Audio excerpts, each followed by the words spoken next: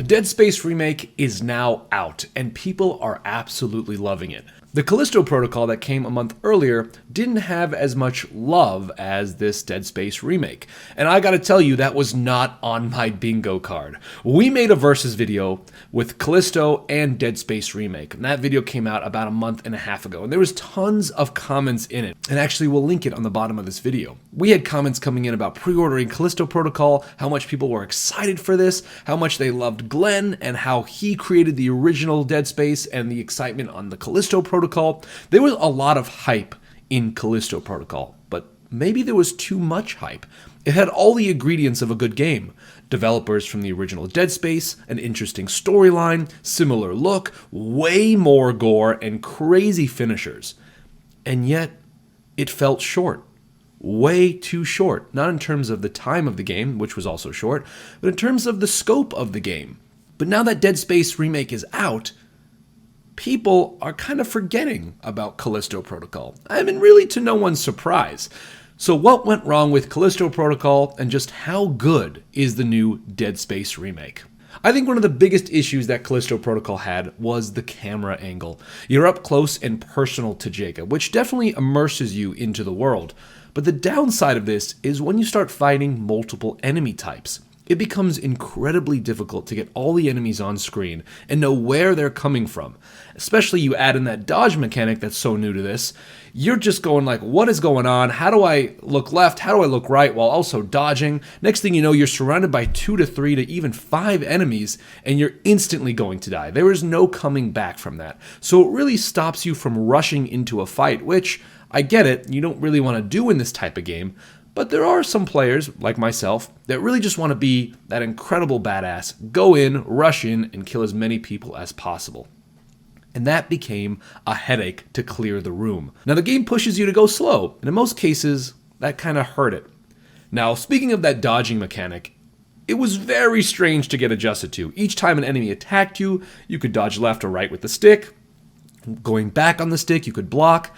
And as much as that sounds great on paper, it was actually really awkward to use, and you'll notice a lot of these mechanics in the game felt half-baked, or the controls just weren't all the way there.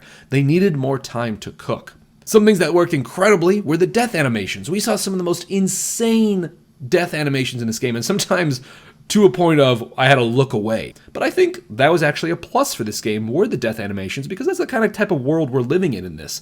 That dark, gritty, bloody, space exploration type of world where the blood is oozing from the walls, and you just want to get out of there as soon as possible. You want to survive. So having those death animations being incredibly disturbing alongside the enemy design and alongside the world design enhances the horror aspect.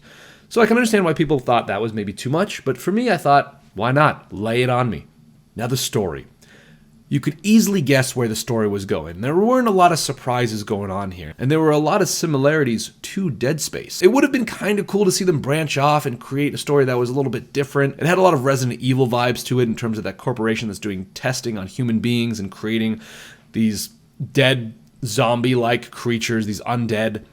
But the story isn't going to be remembered, and most likely you won't be thinking about it for days after you play. Unlike Dead Space, where that storyline really stuck with you. Some key things that I thought were really good were the upgrade system was nice. You had a really cool sense of upgrading your weapons and feeling like they actually mattered.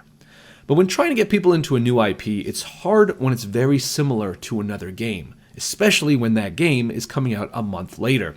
Not a great release time, plus not a lot to separate it.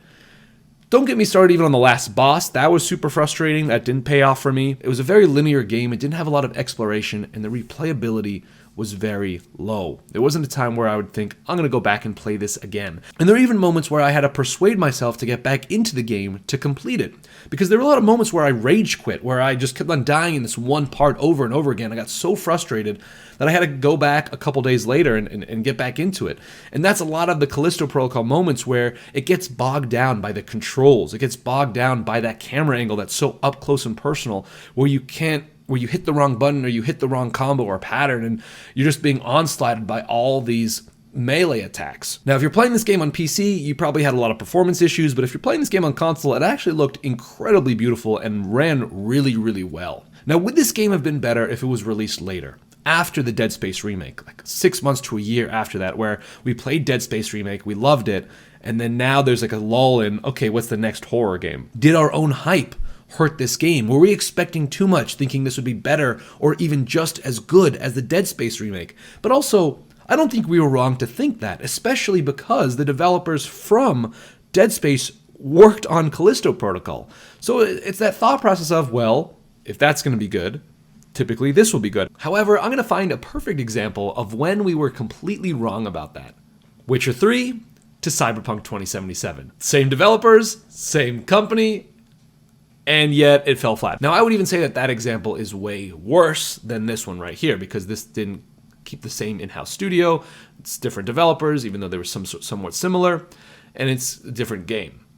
But in that sense that us as gamers have this hype or these assumptions, these expectations, and if a game doesn't meet it, and even though the game could be fun and great, we rate it harsher. We expect more, and if it doesn't hit that expectations, we make it worse than it should be. For example, the Callisto Protocol was a fine game. It was good. Was it amazing? No, but that's okay. I think the controls, the camera angle, and the storyline really hurt the game. And it's hard to justify $70+ on a game right now. And that's really what it comes down to. A game really has to be a 9 or a 10 to really spend that kind of cash. In a world, in a time where cash is really hard to come by, people are being laid off by the numbers, how do you justify getting a game for your family, getting a game for yourself, $70+?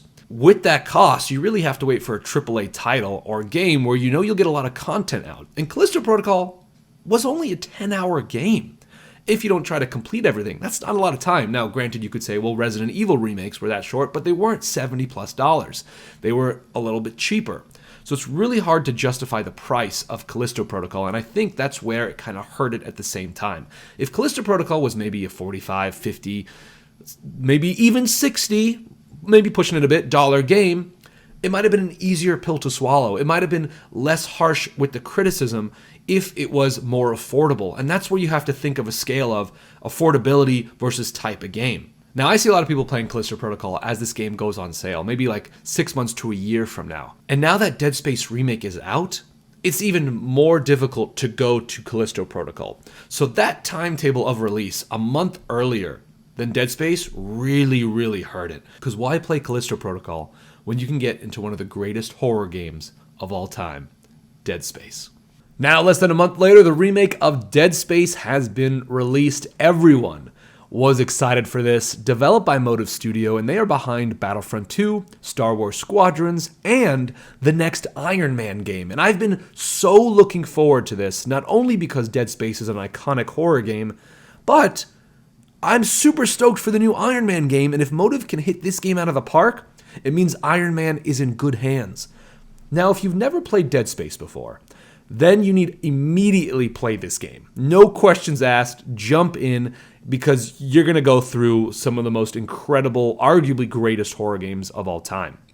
But if you're like me, and this is where the hard question comes in, if you've already played Dead Space, and probably pretty recently, I just played it last year, then you might not be inclined to jump into the same world, especially for the $70 price tag. It's hard to justify a game that you've just already played or you played recently. You'd have to be a really big fan of this game to want to purchase this again after just completing it. Because look, yes, it's incredible, and we'll go into all of that, the graphics, the design, the different things they added. But in the end of the day, it's still the same game. It's still Dead Space. And I'm not saying that's as a bad thing. I'm saying that as a, do you want to spend that much money on a game you already own and you've already played? Each addition and change they added heightened this game tremendously. It was such an interesting way to see that every thought process they had that they added to this game was meticulous. They knew what they were doing. It wasn't that they were just adding stuff just to add stuff, or just, oh, here is more of this, here is less of this. Everything they added felt good. And the original still holds up to this day, and the remake shows that a remake can be made even better. The best way I can describe this are the Resident Evil remakes. Resident Evil, fantastic games, are the original, but the remakes were just out of this world. You were just like, wow, you really took something that people loved and made it 10 times better. Now, right off the bat, you immediately see the difference between the original and the remake. The world is gorgeous. The graphics are absolutely stunning. The reflection on the back of Isaac's suit, the lightning and sparks of his hand glove, you can just really see everything. They have taken one of the greatest horror games of all time and updated it beautifully. And in more cases than not, it's even more terrifying. Narrow corridors, those dark hallways where you have no idea what's going to jump out at you, where you can kind of sense that there is an enemy behind you, and then you rotate, and there's in fact 2 enemies behind you. And just like the original, you definitely want to explore and collect everything you possibly can to make it easier for you. Now, speaking of graphics and the look, the character disintegration, wow. Oh my goodness, like look, the original was incredible in cutting off limbs. It was one of the first ever of its kind to do that. Seeing the muscles and the tendons physically rip off was insane. And now add that to next-gen graphics and next-gen consoles. My goodness, you can literally see the enemies shred into pieces, fillet in front of you. There are so many different types of weapons that you just are so exciting to try out on these enemies. One weapon where you're just completely exploding the enemy from within, and you just see all of these pieces of chunk just fly onto the walls, fly onto Isaac. It is remarkable, and the details they have incorporated into these enemies is truly astonishing and disgusting in the best way possible. They added a new game plus, which makes it even more fun to jump back in, especially with all the weapons you unlock. Add in the side quest and more exploration. This is a fantastic remake that you can really see and feel each edition, and it made sense. I love side quests and I love exploration, and there's nothing better than being like, okay, cool, I need to get this upgrade in order to come back. Oh, cool, I need to get this to come back to here. And how they did that were these key cards. They have a lot of locked doors where you have to have specific key cards to unlock them, so you know you're going to have to do a lot of backtracking to get back to those doors.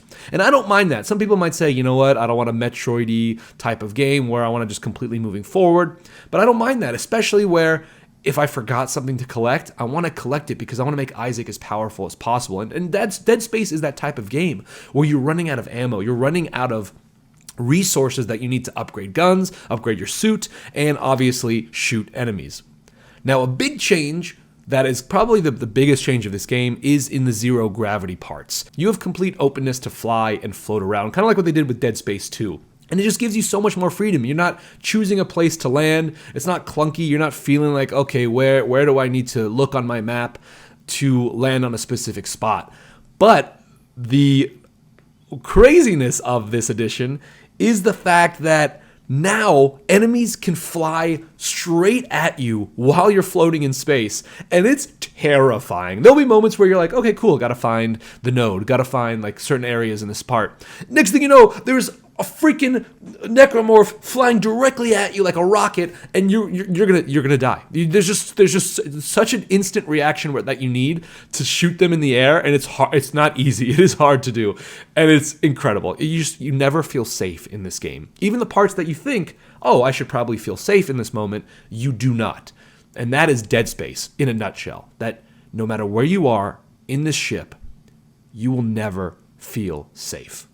All in all, the Dead Space remake, incredible. It is a fantastic, fantastic remake, and it goes to show that a lot of these remakes that have been coming out in the last five years are for the best. We're getting some of the greatest games that were released, 10, 15 plus years ago, now remade into next gen.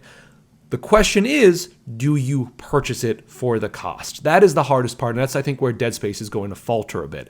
The Resident Evil remakes were not as expensive. They were cheaper. So how do you justify a AAA title price tag on a game that, yes, is AAA title, but it's a remake where it's the same kind of game? And I always believe in supporting studio devs and supporting amazing developers, but for those of you who've already played it so recently, that's going to be the main obstacle of the game. But it's all there. It has all the ingredients for a great game. And it's kind of sad to see that Dead Space and Callisto weren't both incredible titles. There's one clear-cut winner here if you want to compare the two. And I wish that Callisto was just as good, because then you'll have two incredible horror IPs that are just completely changing the game. But when the two games are so similar, it hurts Callisto Protocol. I think Callisto Protocol would have been a lot better if it was a different style of horror, where you didn't feel so close to Dead Space.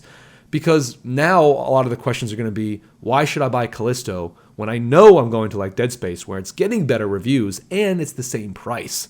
If I only have $70+ for one game, I'm going to choose Dead Space Remake for obvious reasons. So totally up to you guys. Let me know in chat if you got Callisto and you got Dead Space. What did you like more? What game do you gravitate more? How excited for you are the Dead Space Remake? But that's Callisto Protocol and Dead Space after they've been released. We can really see where people's minds are tending to go, where it's that Dead Space Remake type game and farther away from Callisto. And I think in a couple months, maybe even sooner, Callisto Protocol is going to be kind of a forgotten game, which is sad to say, until it has that sale where everyone starts buying it at that sale price. So we'll see what happens with these horror games. One thing that's really exciting to see is if Dead Space Remake sells very well, and it's doing great, it looks like, number 2 will probably be remade, and 3, hopefully they'll redo that one and not remake it, because 3 was, we're not even gonna get into number 3. Dead Space Remake, absolutely incredible. If you're a huge fan of the series, do not second guess yourself. Do it.